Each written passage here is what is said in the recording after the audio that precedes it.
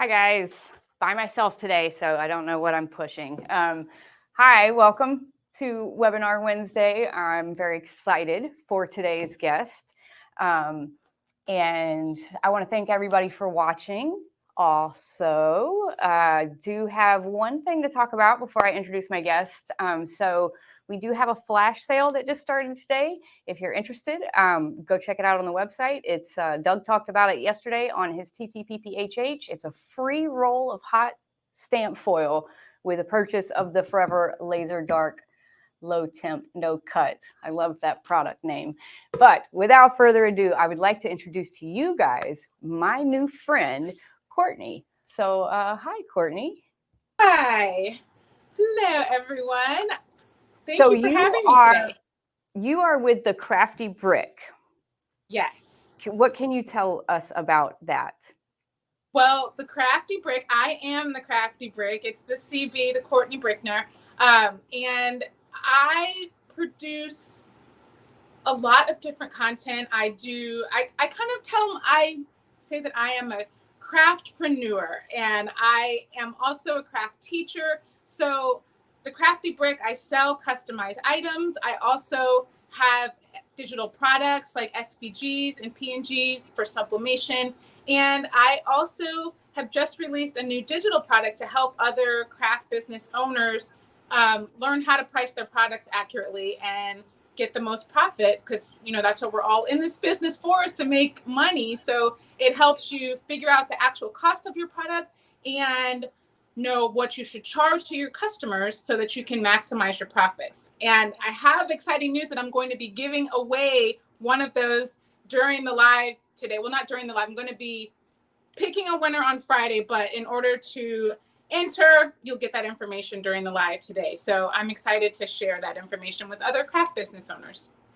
Yeah, and guys, so I just put the link to register in the chat, and also it is available in the comments. In the description of the videos on both Facebook and YouTube. So thank you for that, Courtney. That's very exciting. So that's a cool giveaway, and I guess with that, I'm gonna just turn it over to you, and let's get crafty.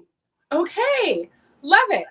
So what I'm going to be doing today is I'm actually going to be filling an order. You get to fill an order with me because I work with this travel agent, and she loves to give these tote bags to her clients when they book a trip. So I love these linen sublimation bags and they're from Condé. So I've got the tote bag here. It's a really great size bag. Here's how it fits on your shoulder. And then the matching cinch sack. So the best thing about these, I feel like, is they're great for his and hers. So the ladies get the tote bag, the guys get the cinch sack. So what we're going to do is make some of these today. I'll show you a couple of them that I've done. She's got a trip coming up for Jamaica, and I think they're all Jamaica. Oh, this one's also Jamaica, but a different picture. So we customize them with different things. So I wanted to show you a couple tricks that I've learned from doing these the past year that might help you. Because in the beginning, I was doing them just on my heat press. And whenever you've got the handles and seams and all these little gussets and things, it makes it a little challenging to get even pressure on anything that you're making. So you want to use a pressing pillow, which is great. Pressing pillows work. I use them all the time. But for some reason, the thickness of this bag and the pressing pillow, it was not working out so great for me. So a lot of times I'm using this Teflon pillow, and it's very flimsy. It's not a very solid pressing pillow. It works for some projects. For this one, I don't recommend it because I was getting ghosting. So I did ruin a couple bags in the beginning. So what I want to do today is show you what I do to get a really crisp design finished. And hopefully when you make it, you won't have any ghosting, any issues. So I know that this is very non-traditional, but I actually took the pressing pad off of my heat press for this project whenever I make these cinch sacks, because the pad that's on my press it's pretty thick. And when I put the pressing pillow with it, it just made it a little bit too thick to work with, and my press wouldn't even close. So this is what I do. Now, as always, there are multiple ways to do things. This is what has worked really well for me and given me really crisp, clean designs when I'm making these tote bags. So what I do is I just put my pressing pillow, and this one you see is thick, but it's a lot firmer than that other one. Let's see, where did I put it? Oh, it's right here. So you can just see, like, this one just kind of folds up. This one does not. It's much firmer. So I prefer to use this one. So I actually put it right inside the bag. Let me turn it this way. Let me pull the press out. You want to make sure that the handles, this is nice because it makes the pressing pillow so that you get the top of your subtray, our tote bag here, and there's no handle blocking anything. And then you see this is all bunched up. You want to make sure that you pull this all the way down around your press. It actually works really well on this 15 by 15 press because the seams fit really nicely right around it. So normally, you know, when you're doing sublimation, and maybe you don't know, you would put a piece of blowout paper or this butcher paper inside, like under your t-shirt, because you don't want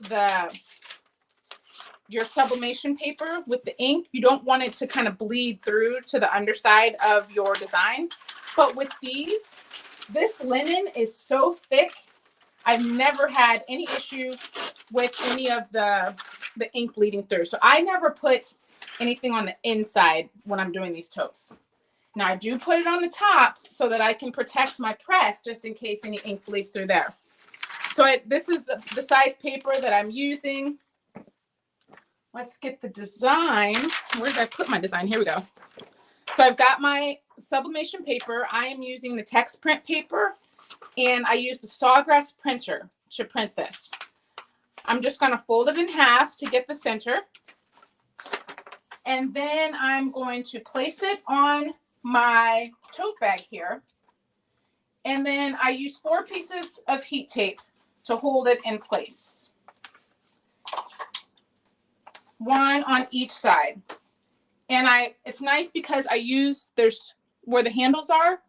That's a really great way to get the center. So I fold my paper, place it in the center between those 2 handle seams. Make sure it's all pressed down around the edges there. And then I take my paper, cover it up. You know what? Did I check the pressure? I think I did the pressure already. You want to do heavy pressure with these. Okay. So it takes a little bit of force to close it, not a ton, but you definitely don't want light pressure because the light pressure, for some reason, it just doesn't apply the ink very well to the tote bags. So I have it set at 400 degrees, and we're going to be pressing for 60 seconds.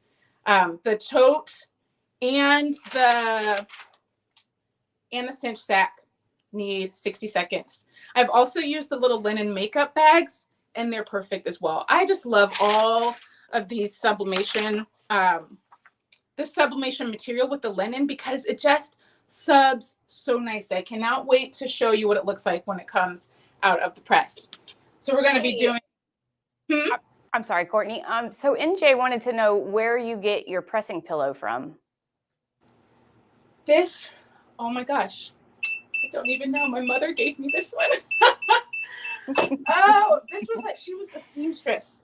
And let me take this off. She gave this to me. I'm going to have to look because I don't know. My other pressing pillow was from Amazon, and I don't recommend that one. I'm going to look and find out where this one was from. Look at this beauty. I mean, the colors just pop. It's hard to tell, you know, with video if you can really see how great it looks in person, but it's beautiful. The crispness of the lines. I just love this linen material. So we're going to be doing the same thing with the cinch sack. I don't put it inside for this one because it doesn't fit. But one thing that I do, I place it on there, Make sure that your handles are hanging off of the press. And I kind of want to give you a closer look here. Let's just scoot it up just a little bit. Because what I want you to see is how where these handles are, where that rope is, it's actually even with the pressing pillow. So you're not going to have that blocking any of your, like messing up with your pressure, the settings around it. Not the settings, you know what I mean? So you're getting even pressure on every part of this bag. And then this down here, it's below the pressing pillow. So when I go to press, it is completely even right here. So you're going to be able to get all the spots with even pressure, which is the most important part with sublimation. So I've got my other design here.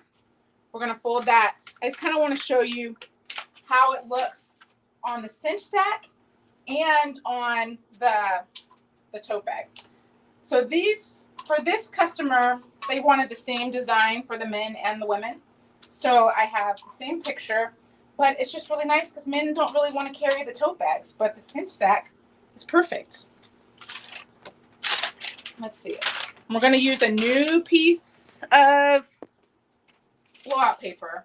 We don't want to use the same piece. Even if you don't see any ink on there, there is a chance that ink got on there and it will go to your next project. So I'm telling you, don't try it. I've tried it. It doesn't work.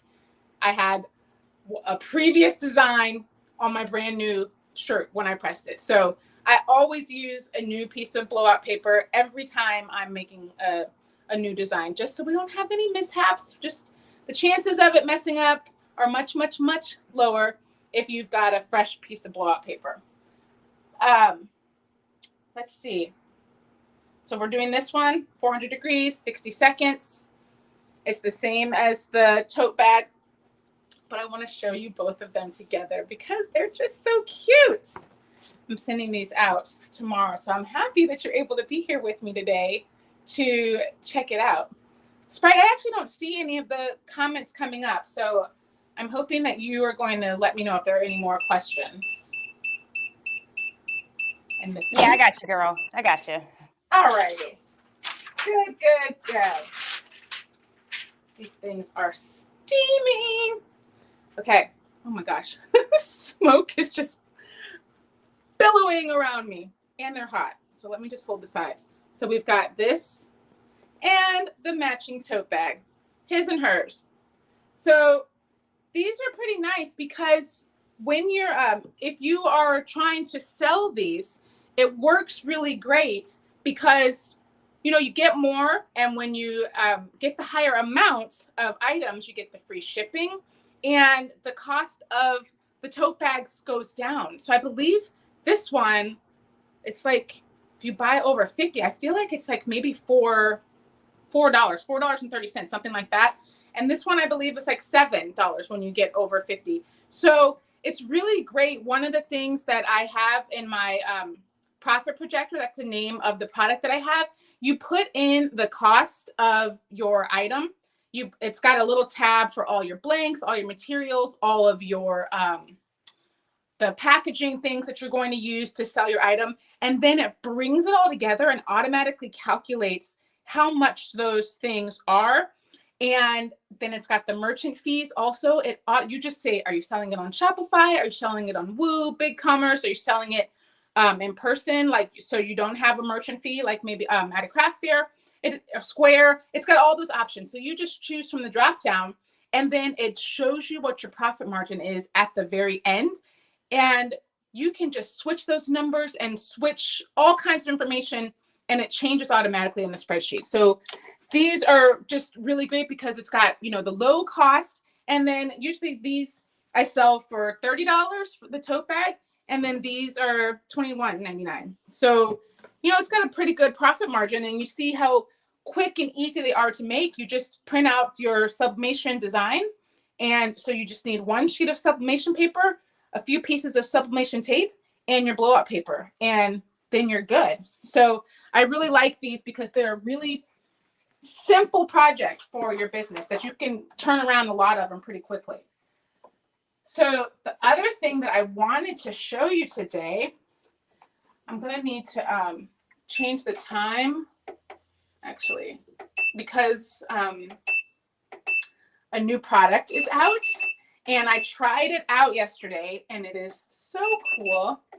It's these little, what do they call them? Hotel keychains. So I actually made a couple for my son. I was just testing them out. It's a senior keychain, so class of 2023 with the cap, and then the other side has the school colors. They're really cool. So I'm going to show you how to make one of those today as well. And just to kind of point out, like right here, you can see the little tape marks. I want to show you how so this was the first one I did, and I figured out how to not do that on the second one. But I want to show you today kind of what I gathered from my experimenting yesterday and what we did. So I printed this design out. Let's see if I can find some scissors. You never know where the scissors are. They like to run and hide. They always do. They just disappear. All right. One cool trick that I have learned, I got to get my light right, but you can see through the paper to kind of see where your design should be placed. But you have to have the right light, and it's over on this one for me. Let's see. Okay. Actually, here it is. So you look up at the light, and your design shows through on the, actually you can see it right there. Your design shows through on the paper. So you've got your blank on one side, your paper on the other side, and then you line it up. Because what I should have done is put the the template around so that there was just a little line, but I forgot that little piece of information. So there you go. I apologize. Can't have everything perfect all the time. So you work with what you got, and you make some changes on the fly. So normally I would have the template drawn in around it so that you can just place your keychain right there and you don't have to guess where it should go, but I just forgot that this time. So what we're gonna do, I've got my little piece of blowout paper here. You don't need a big piece. You just need to make sure you're covering where the ink might go. You place it so that the blank is down, the paper is up. You want the paper coming in contact with the top platen. So we've got our, that was definitely not enough pressure. I forgot to change the pressure. So let's change the pressure a bit.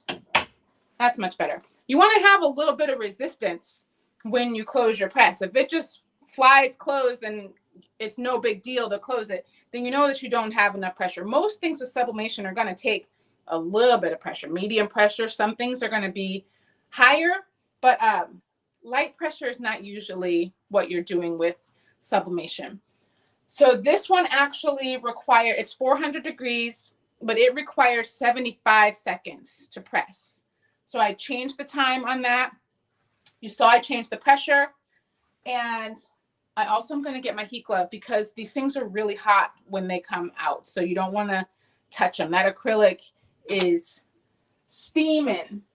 And I think Courtney, so I think Jerry came in a little late, and she's asking about what you put on your platen. So the black piece that you just put on the bottom of your heat press platen, is that the, you want to talk about that again when you get, yes, when that dings? Yes, I will. I will hold that thought. I will definitely talk about that. I'm going to open this, and we're going to do the other side also. So let's take the tape off of here. Okay, so we've got our beautiful first side.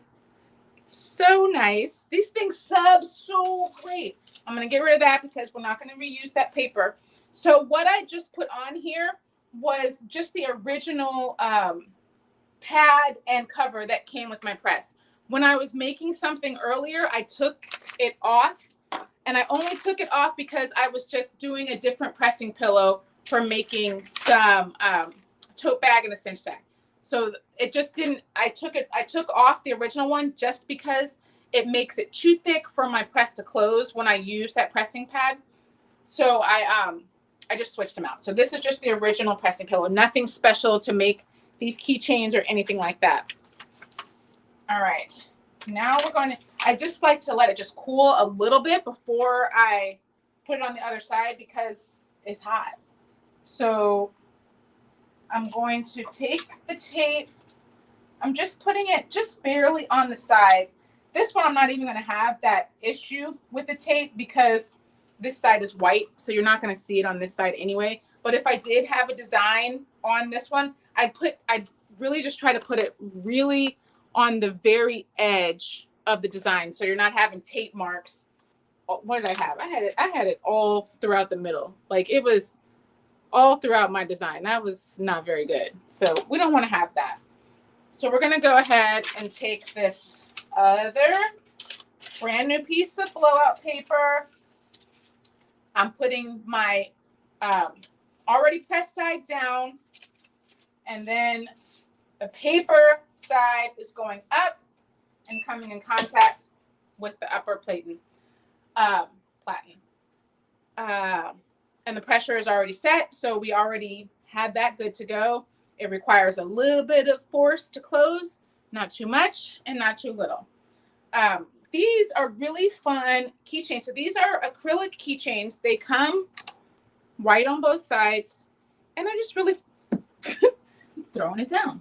Really fun to add a design to. I just thought it'd be cute to do a little graduation keychain, but you can put anything. They'd be even fun for like a bridesmaid group. You guys are all going on a little trip together. Give everybody a little keychain with their initials on it. Maybe even for a wedding. Give everyone like a little, I went to a wedding, we got a little bag with, what was in it? A little candle and tea or something in it.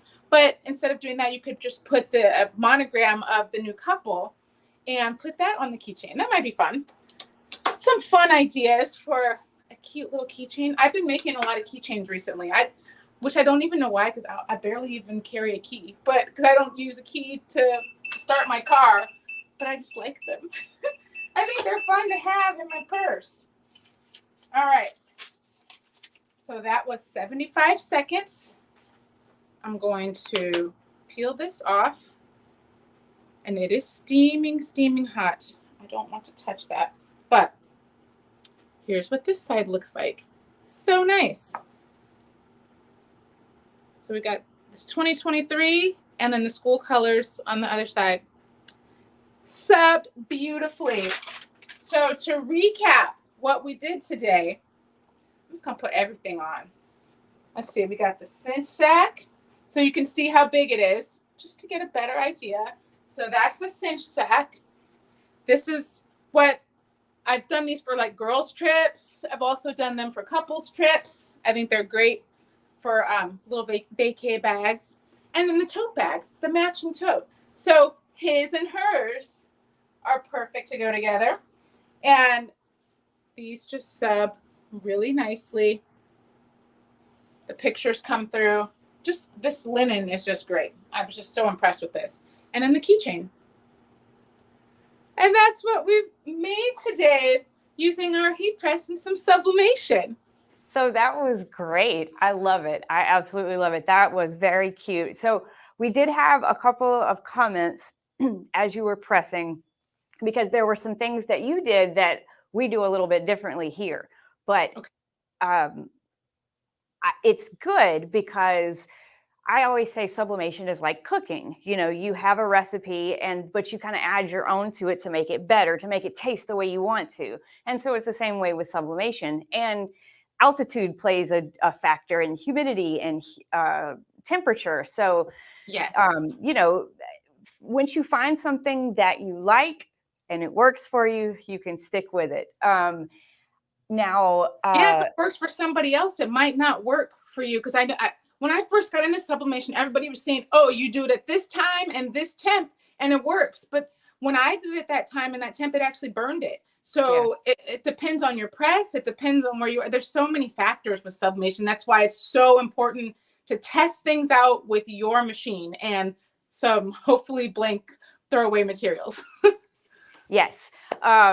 And Alex had a comment about, so he said that somebody else said to put aluminum on top with the print on the bottom as for the stacking order. And in some cases, that's true for some types of metal. But for Chromolux metal, you don't have to. And for like the keychain, the FRP keychain and things like that, you want to do it image face down, product face up. And then Alex said he was going to press both sides at the same time, which is a great thing to do if you use metal. Any other material is not going to conduct the heat enough, and you're not going to get both sides at the same time. And Courtney, I'm going to have to send you some of our Pro Spray. So it is just an adhesive spray that, so that way you don't have to use the tape. You can just spray it and make a little sandwich. I know. Good. This is good stuff. Yes. And then I had another question. Do we sell the bags? And yes, everything will be linked. It's already in the comments, but I'll link it again once the video is not live anymore. And then Alex again. Alex, I feel like you're doing some aluminum. There is different aluminum thicknesses as well. Yes. So, and it doesn't necessarily have to do with the thickness of the metal for the price point. It also depends on the coating, the brand, and things like that. So yeah. But these keychains are not metal, though. These are not the metal ones. Yeah, no, those are FRP. I know you said they were acrylic, but it's fiber reinforced plastic. So. Oh, okay. There, yeah. I learned something. I wasn't going to say anything, but everybody was asking me in the chat, and I was like, it's FRP. It's actually not acrylic. It's fine. I mean, it's acrylic-like. Is there anything we cannot use the Pro Spray on? I wouldn't use it on slate. I mean, you can, Jerry, but I wouldn't use it on slate. I wouldn't use it on a project that you have to do with a lot of time and a lot of pressure. So just to, make sure that you really tape it down or really hold it down so you don't get any kind of shifting or anything. So it's unfortunate because I've used the spray before. It just, sometimes you just blank. You don't even think about it. Like that was like the perfect thing to use for this. I know I do. And especially when you do this, for so long, you kind of get stuck in a groove and it's hard to get out of it. So, but all right, guys. Well, that's it. Thank you so much for being here, Courtney. This was so much fun. Thank you. So you guys, if you haven't registered yet, the link to register for the giveaway is in the description of the video. It's also in the chat. But Courtney's going to be drawing a winner on Friday, and she's going to announce it.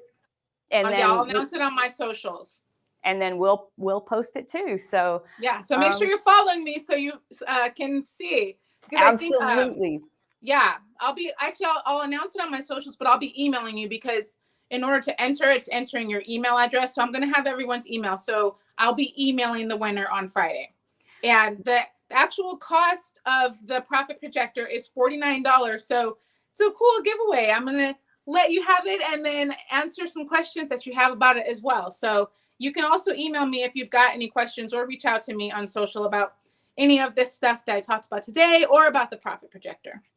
Yeah, and I'll link your socials, your social handles in the description as well. And Thank you again. And I look forward to doing this again with you. So cool. Thank you for having me. Thanks everyone for watching. Talk soon.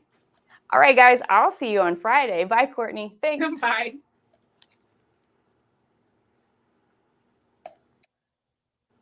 Let's see.